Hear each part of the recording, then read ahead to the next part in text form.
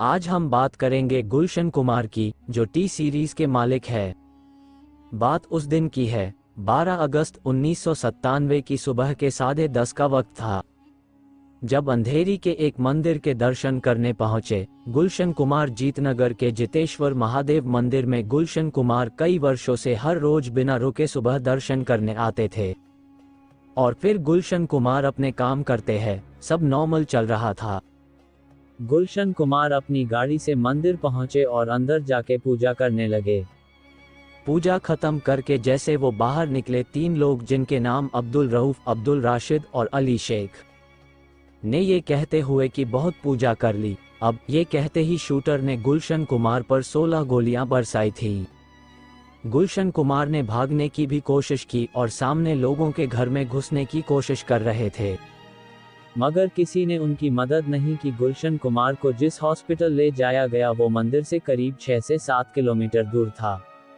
Hospital पहुंचते ही गुलशन कुमार को मृत घोषित कर दिया गया।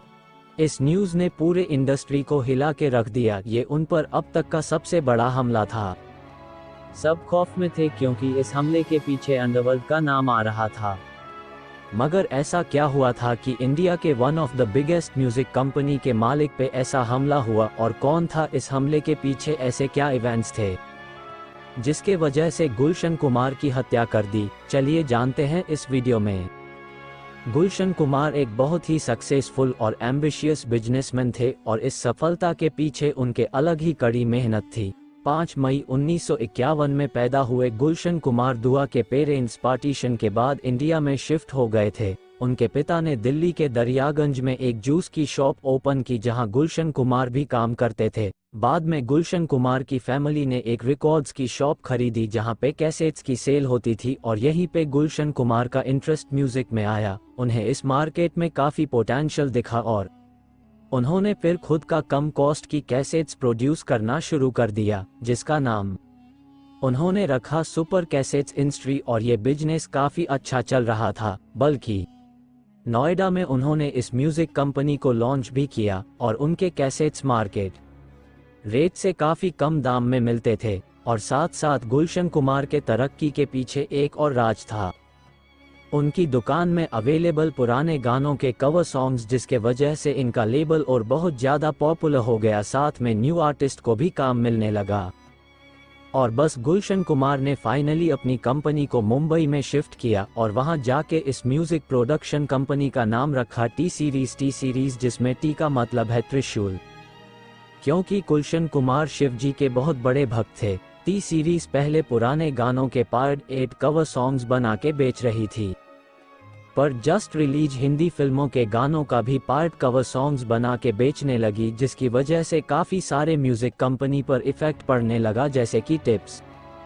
और टी सीरीज इससे इसलिए बच पाई क्योंकि कॉपीराइट लॉ और इस चीज़ से म्यूजिक इंडस्ट्री काफ़ी नाराज थी। साथ में गुलशन कुमार के प्रोडक्शन से काफ़ी भक्ति वाले गाने भी आने लगे, क्योंकि गुलशन कुमार खुद शिव जी और वैष्णो देवी के भक्त थे और मार्केट में भक्ति गानों के कैसेट्स की मार्केट ओपन थी।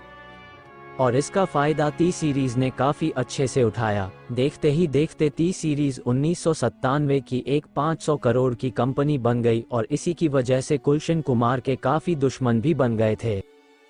गुलशन कुमार की टी सीरीज़ ऑलरेडी काफ़ी बड़ा ब्रांड बन चुका था और इसी के साथ टी सीरीज़ ने कदम रखा बॉलीवुड में। उन्होंने कई बड़े बड़े आर्टिस्ट को लॉन्च भी किया, जैसे कि कुमार सानू, अनुराधा पडवाल, नदीम श्रवण और सोनू निगम। टी सीरीज़ ने 1985 की फिल्म लल्लू राम में फर्स्ट टाइम अपना ओरिजिनल साउंड ट्रैक रिलीज भी किया। फिर 1988 की फिल्म कयामत से कयामत तक में इनके गाने थे, जो उस टाइम का द बेस्ट सेलिंग एल्बम बना। पर फिर 1990 की फिल्म आशिकी ने टी सीरीज़ की किस्मत ही बदल दी। महेश भट्ट की डायरेक्टेड इस फिल्म में गाने थे, म्यूजिक वीडियो नदीम श्रवण के, और इस फिल्म के गाने ऐसे हिट हुए कि टी सीरीज़ ने इस फिल्म के 20 मिलियन कॉपी बेचे। सिर्फ इंडिया में टी सीरीज़ के गाने मूवी से ज़्यादा फेमस होते थे और इसके पीछे था गुलशन कुमार का जीनियस मार्केटिंग स्ट्रेटजी। वो मूवी के रिलीज से पहले ही उनके गाने ऑल ओवर इंडिया रिलीज कर देते थे। हर टैक्सी, ऑटो शॉप, स्टेशन पर इनके गाने ही बजते रहते थे और फिल्म आने से पहले लोगों के दिमाग में इनके गाने होते थे। और इस फॉर्मूला ने टी सीरीज को एक काफी हिट और बड़ा ब्रांड बना दिया और साथ में नदीम श्रवण की जोड़ी हिट हो गई। गुलशन कुमार ऐसे कई लोगों को लॉन्च करते थे। T series already hit level था ही और यहाँ पे काम करने के बाद सारे आर्टिस्ट का करियर बन जाता था और गुलशन कुमार एक आर्टिस्ट के साथ काम करने के बाद वापस जल्दी काम नहीं करते थे, क्योंकि उनका मानना था कि अब उनका करियर बन गया है, अब नए आर्टिस्ट को भी मौका मिलना चाहिए। इस बात का नदीम श्रवण की जोड़ी में नदीम सैफी को काफी बुरा लगा। कहा जाता है कि नदीम सैफी काफी नाराज थे गुलशन कुमार के साथ, क्योंकि उन्होंने वापस उनके साथ काम नहीं किया। 1996 में नदीम ने खुद का म्यूजिक एल्बम बनाया था हाय अजनबी के नाम से। चाहते थे कि गुलशन कुमार उनके राइट्स खरीद के उस गाने को लॉन्च करें। गुलशन कुमार के भाई कृष्ण कुमार दुआ ने इससे साफ मना कर दिया, कहते हुए कि उनके गाने अच्छे नहीं हैं। गुलशन कुमार ने नदीम के गानों के राइट्स फिर भी खरीदे और एक म्यूजिक वीडियो तक प्रोड्यूस किया इस गाने के प्रमोशन के लिए। मगर 1997 में यह एल्बम रिलीज तो हुआ, मगर बहुत बुरी तरीके से फ्लॉप भी हो गया और नदीम ने इस एल्बम के फ्लॉप होने का ब्लेम गुलशन कुमार पे डाला और इस चीज ने एक ऐसी दुश्मनी को जन्म दिया। बताया जाता है कि उसी साल नदीम ने दुबई में एक बहुत बड़ी पार्टी दी। इस पार्टी में बॉलीवुड के बड़े बड़े नाम शामिल थे, शाहरुख खान, सलमान खान, संजय दत्त, कुमार सानू, आदित्य पंचोली। इस पार्टी में अंडरवर्ल्ड के लोग भी थे, जैसे कि दाऊद इब्राहिम और सलीम, और ये पार्टी रखने का रीजन था गुलशन कुमार की असैसिनेशन की प्लानिंग का। और 12 अगस्त 1997 को जब गुलशन कुमार की डेथ हुई तो नदीम इंडिया में थे ही नहीं, वो लंदन में थे अपनी वाइफ के साथ। गुलशन कुमार की टी सीरीज एक काफी सक्सेसफुल रिकॉर्ड लेबल बन चुकी थी और यह वो वक्त था जब ज्यादा पैसा कमाना मतलब मुसीबत, क्योंकि 90 का दशक था जहां पे फिल्म प्रोड्यूसर्स, बिल्डर्स, बिजनेसमैन को आए दिन अंडरवर्ल्ड से कॉल आते रहते थे। For production money in calls में हमेशा एक अंडरवर्ल्ड से जुड़ा आदमी कॉल करेगा जो अमीर लोगों से एक्सटॉर्शन के पैसे मांगता था और इन्हें पैसा ना देने वालों के साथ हमेशा बुरा होता था, जिसके वजह से कई लोग बिना सोचे समझे पैसे दे भी देते थे। और ऐसा ही कॉल गुलशन कुमार को आया। अंडरवर्ल्ड डॉन अब्बू सलीम ने गुलशन कुमार से पहले हर महीने 5 लाख की डिमांड की, मगर फिर अब्बू सलीम ने 10 करोड़ की डिमांड रखी। कहा जाता है कि गुलशन कुमार ने काफी बार ये अमाउंट अब्बू सलीम को दिया भी, पर उसके बाद गुलशन कुमार ने ये पैसे देने से साफ मना कर दिया, जिसके बाद अब्बू सलीम ने गुलशन कुमार को जान से मारने की धमकी दी। पुलिस ने ये क्लेम किया था कि नदीम सैफी ने अब्बू सलीम को पैसे दिए गुलशन कुमार को मारने के लिए एंड अब्बू सलीम ऑलरेडी प्लान बना चुके थे गुलशन कुमार को मारने के लिए, तो उसके लिए ये काम करना और आसान हो गया। पुलिस ने क्लेम किया कि उन्हें नदीम के फ़ोन रिकॉर्ड्स में उनके और अबू सलीम के बीच कांस्टेंट कॉल के रिकॉर्ड्स मिले और वहीं साथ में नदीम का गुलशन कुमार के मर्डर के वक्त इंडिया के बाहर रहना ने इस थ्योरी को और पुश दे दिया कि नदीम का बड़ा हाथ था इस असैसिनेशन में। वहीं साथ में एक और नाम उठ के आया, वो था टिप्स कंपनी के मालिक रमेश तौरानी का। कहा जाता है कि टी सीरीज के बढ़ते सक्सेस से परेशान थे और पुलिस ने क्लेम किया कि उन्होंने 25 लाख दिए थे गुलशन कुमार को मरवाने के लिए, वहीं पे जिन लोगों ने गुलशन कुमार पे हमला किया था। अंधेरी में पुलिस की इन्वेस्टिगेशन से 3 नाम बाहर निकल के आए, जिसमें अब्दुल रऊफ का नाम आया जो मेन शूटर था इस केस में, और बाकी 2 नाम थे अब्दुल रशीद और अली शेख थे।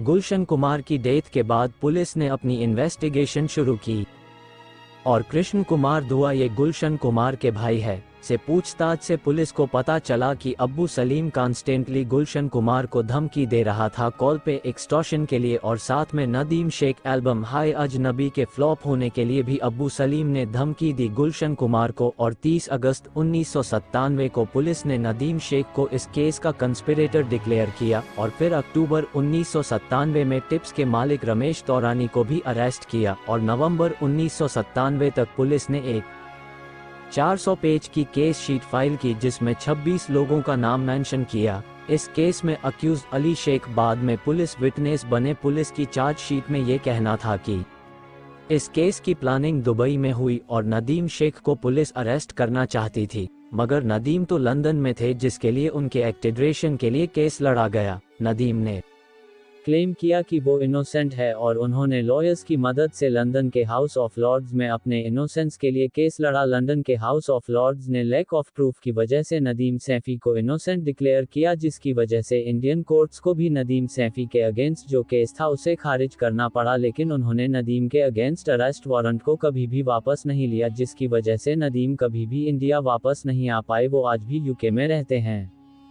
जहां पे वो अपना बिजनेस करते हैं। पुलिस को रमेश तौरानी के अगेंस्ट भी कोई खास एविडेंस नहीं मिला, जहां उनके कॉल रिकॉर्ड्स में किसी फॉरेन नंबर के साथ कॉन्टैक्ट तो थे, मगर ये चीज़ कभी प्रूव नहीं हो पाई कि ये नंबर अब्बू सलीम का था। रही बात अब्बू सलीम की, तो अब्बू सलीम पे 1993 ब्लास्ट का ऑलरेडी केस चल रहा था और उस टाइम से अब्बू सलीम फरार था। पुलिस कॉन्स्टेंटली अब्बू सलीम को ट्रैक कर रही थी और फाइनली 2002 में अब्बू सलीम को पोर्चुगल में पकड़ा गया था। नदीम और रमेश तौरानी को पुलिस स्टेशन के बाथरूम में मरा पाया गया। वहीं पे इस केस में 19 में से सिर्फ एक को गिल्टी पाया गया, वो था उन 3 में से एक शूटर अब्दुल रौफ, जिसे लाइफ टाइम कैद की सजा सुनाई गई। वही अब्दुल रशीद जो उसके साथ सजा काट रहा था, उसने 2009 में अपनी मां की बीमारी का बहाना बनाते हुए पैरोल लिया और फिर बांग्लादेश भागने की कोशिश तो की, पर वो पकड़ा गया। आज ये दोनों जेल में है। गुलशन कुमार की डेथ बहुत ही शॉकिंग थी।